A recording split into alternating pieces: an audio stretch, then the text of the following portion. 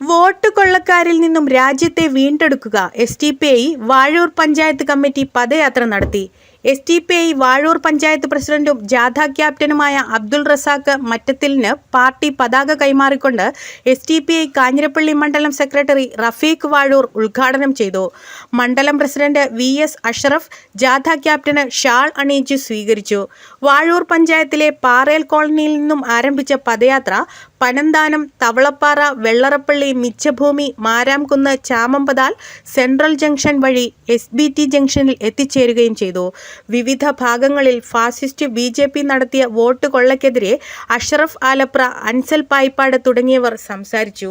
വൈകിട്ട് 7 മണിയോടുകൂടി SBT ജംഗ്ഷനിൽ KA ഹാരിസിന്റെ അധ്യക്ഷതയിൽ നടന്ന സമാപന സമ്മേളനം SDP കോട്ടയം ജില്ലാ കമ്മിറ്റി അംഗം അൻസാരി പത്തനാട് ഉദ്ഘാടനം ചെയ്തു.